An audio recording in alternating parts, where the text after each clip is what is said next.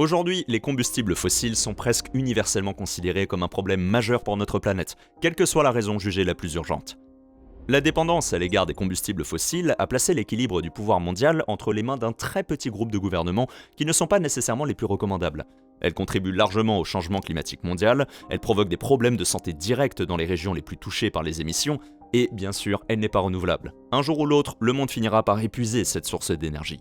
Même pour les personnes qui ne se soucient pas particulièrement de cela ou qui n'y croient pas, les combustibles fossiles sont chers. Le prix de l'extraction, du raffinage et du transport des combustibles fossiles représente, directement ou indirectement, une part importante du budget des ménages de milliards de personnes dans le monde. Et cette dépense n'est pas facilitée par le contrôle écrasant du marché que le même petit groupe d'opérateurs exerce sur cette industrie mondiale essentielle. Heureusement, tout cela se produit au moment où les sources d'énergie renouvelables alternatives deviennent moins chères et plus fiables. De sorte que, quelle que soit la motivation, il n'a théoriquement jamais été aussi facile de passer aux alternatives. Malgré tout cela, la consommation mondiale de combustibles fossiles n'a jamais été aussi élevée.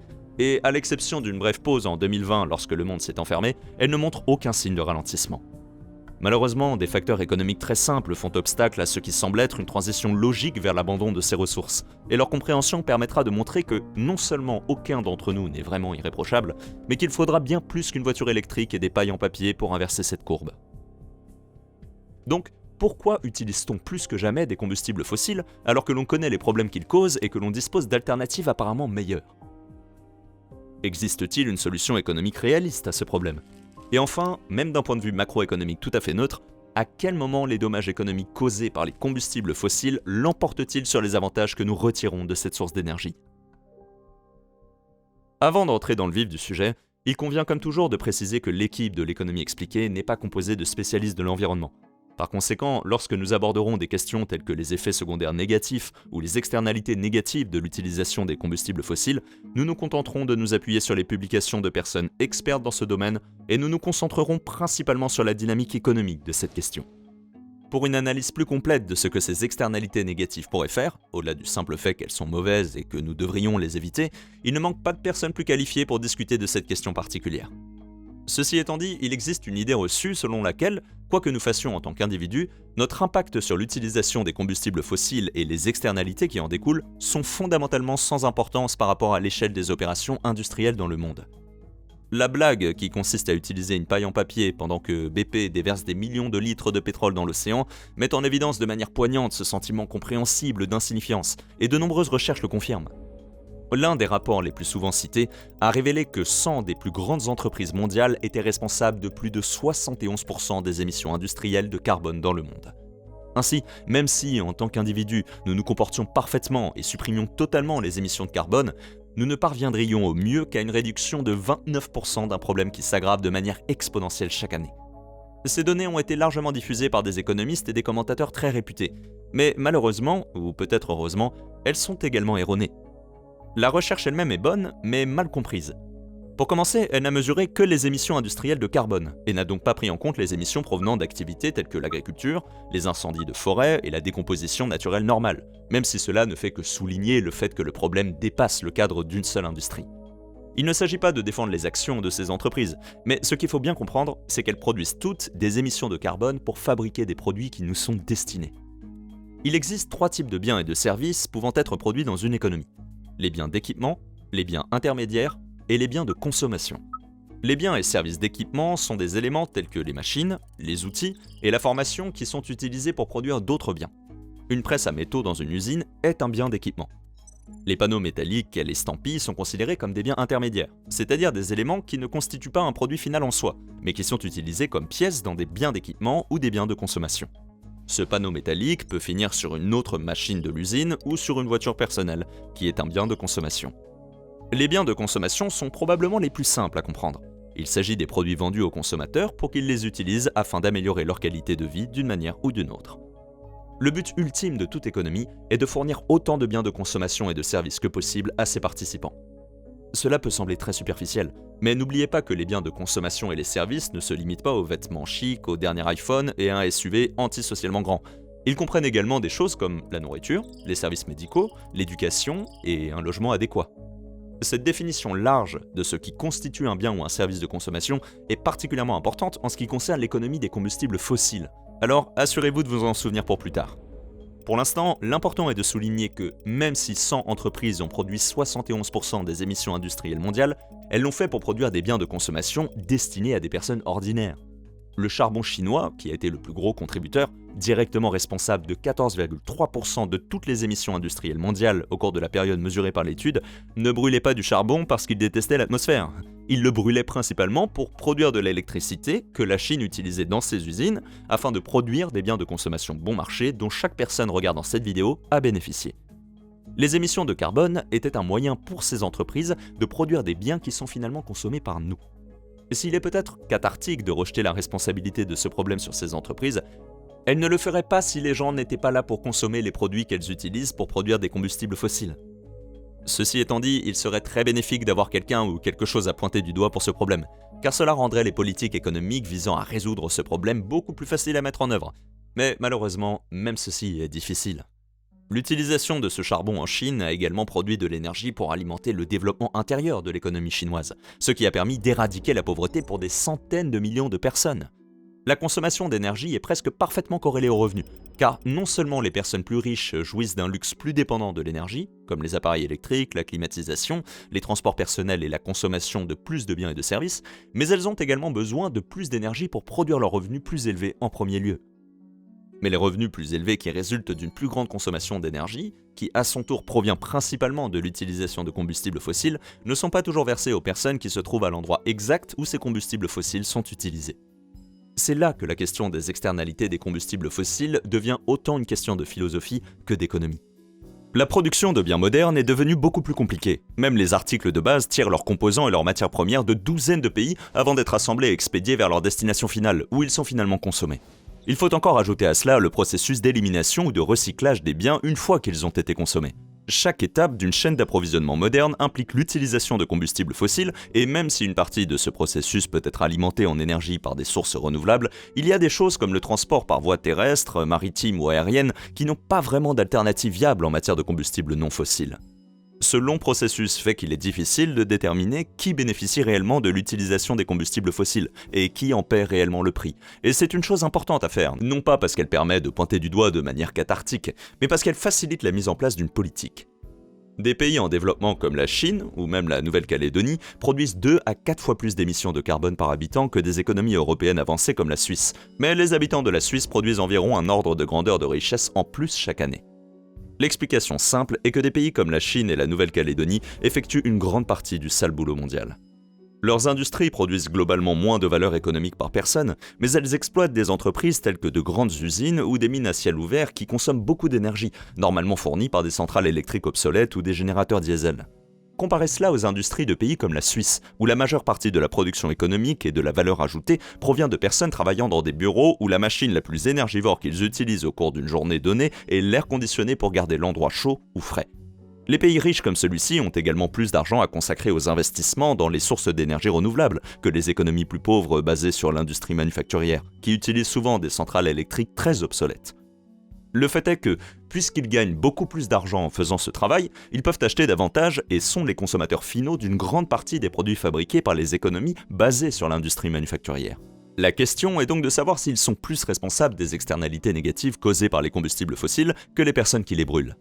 C'est une question importante, car de nombreux pays ont commencé à mettre en œuvre ou à envisager sérieusement des restrictions commerciales et des droits de douane en fonction de la quantité de carbone émise par les pays dont ils importent des marchandises.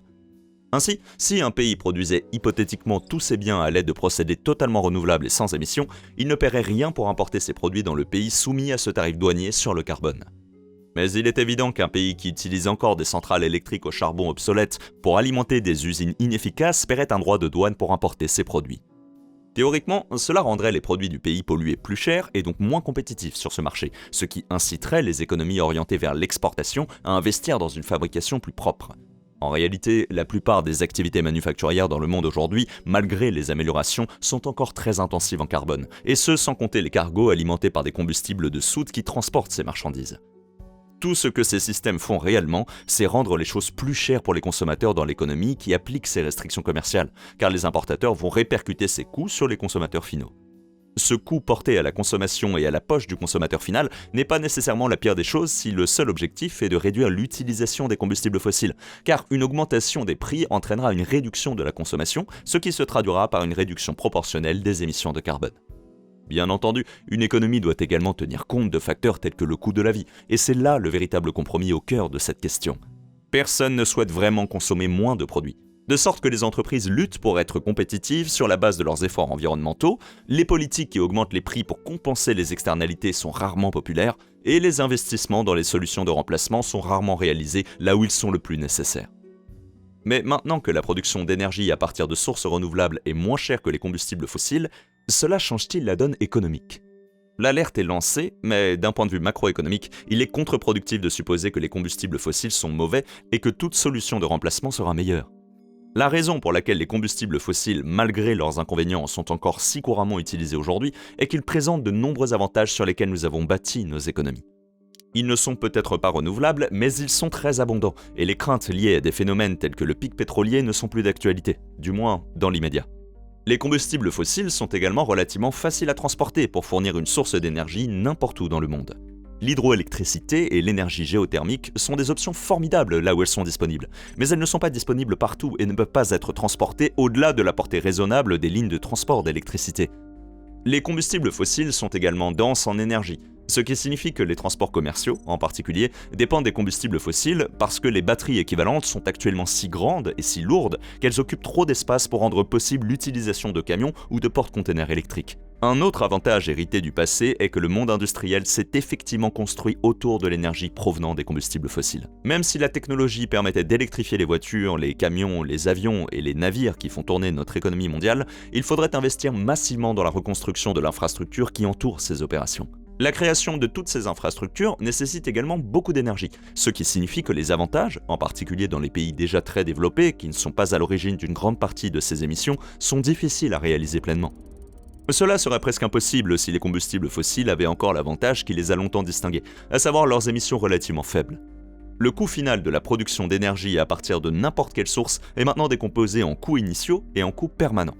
Les sources d'énergie comme le gaz naturel ont toujours été très bon marché, parce que les installations qui les brûlent pour produire de l'électricité sont relativement simples, bien comprises et faciles à mettre à l'échelle. Elles ont cependant ces coûts variables permanents, car le gaz naturel doit être pompé en permanence dans ces installations pour les faire fonctionner. Une alternative directe similaire, comme l'énergie nucléaire, a des coûts d'entrée plus faibles grâce à la faible quantité de combustible utilisée par les réacteurs. Mais le prix à payer pour construire ces installations selon les normes modernes et pour s'assurer que des précautions adéquates sont prises en matière de sécurité des déchets signifie qu'au cours de leur durée de vie, elles restent une alternative onéreuse. Cela dit, si une économie industrielle fortement dépendante de l'énergie disposait déjà de centrales nucléaires en activité, il serait logique, d'un point de vue écologique et économique, de veiller à ce qu'elles restent en activité au lieu de dépendre des combustibles fossiles d'un pays voisin dont les antécédents géopolitiques ne sont pas des plus reluisants. Il s'agit bien sûr d'une hypothèse. D'un autre côté, les systèmes photovoltaïques sont moins chers à exploiter une fois qu'ils sont installés, car en dehors de la maintenance de base, ils n'ont pas de coût d'intrant. Mais créer la même capacité avec ces systèmes est, pour l'instant du moins, beaucoup plus coûteux. Les panneaux eux-mêmes sont plus chers pour la même production d'énergie, et ils nécessitent plus de terrain pour être installés, ce qui augmente les coûts initiaux. Ils fonctionnent également mieux dans des endroits très ensoleillés, et sans solution de stockage encore plus coûteuse, ils sont inutiles la nuit. Heureusement, le prix des panneaux a tellement baissé grâce à l'amélioration de la technologie et de la fabrication qu'une fois pris en compte les coûts fixes et variables sur la durée de vie des deux sources d'électricité, les panneaux solaires sont désormais en moyenne moins chers, ce qui est une bonne chose, mais le qualificatif important ici est la durée de vie de ces installations. Un investissement qui s'amortit sur plusieurs décennies est acceptable pour une économie avancée qui connaît une croissance modeste et qui dispose de beaucoup de richesses excédentaires à investir dans ce type de rendement. Mais les régions du monde qui produisent le plus d'émissions de carbone sont des économies en développement qui n'ont pas l'argent nécessaire pour réaliser ces investissements ou qui ont d'autres choses plus urgentes à faire avec cet argent. Si une économie non développée connaît une croissance de 5% chaque année grâce à l'industrialisation, la majeure partie de l'attention de cette économie devrait être réinvestie dans cette industrie afin d'améliorer la vie et les conditions de vie de ses habitants. Il est difficile de demander aux économies en développement de faire de gros investissements initiaux dans les énergies renouvelables au détriment d'autres investissements dans l'infrastructure industrielle afin de stimuler la croissance économique, alors que les économies avancées ont déjà bénéficié de l'exploitation des mêmes sources d'énergie. En démontrant à quel point cette situation est injuste, on pourrait en fait envisager une solution étonnamment viable. Si les économies doivent effectivement échanger de l'argent contre une réduction des émissions, que ce soit par le biais de taxes sur les biens et les entreprises polluants, de droits de douane sur les pays polluants ou de subventions sur des produits tels que les véhicules électriques et les panneaux solaires, il est logique que ces dépenses soient dirigées vers les domaines où elles sont le plus utiles. Dépenser 1 milliard de dollars de l'argent des contribuables pour moderniser des centrales à charbon dans un pays étranger réduirait davantage les émissions que de dépenser 1 milliard de dollars pour subventionner des véhicules électriques nationaux. Mais cela serait évidemment beaucoup moins populaire sur le plan économique parmi ces mêmes contribuables. Ainsi, tout comme il serait difficile pour une économie manufacturière en développement à forte émission de vendre l'idée d'un ralentissement du progrès économique pour l'amélioration du monde, il serait tout aussi difficile de vendre l'idée que les économies avancées fassent le même compromis en dépensant de l'argent pour réduire les émissions dans d'autres pays où ces dépenses auraient le bénéfice marginal le plus élevé. Une solution équitable, économiquement viable, politiquement populaire et non vulnérable à l'exploitation par de mauvais acteurs est clairement insaisissable. C'est pourquoi, malgré une conscience aiguë des inconvénients des combustibles fossiles et des progrès considérables dans la mise au point d'alternatives plus viables, l'économie de centaines de pays cherchant tous à défendre leurs propres intérêts sur une question mondiale explique pourquoi ce graphique se présente toujours comme suit. Dans cette vidéo, nous avons jeté un peu d'ombre sur l'Allemagne, qui a récemment pris les mauvaises décisions et s'est retrouvée plus dépendante des combustibles fossiles pour un bénéfice économique moindre.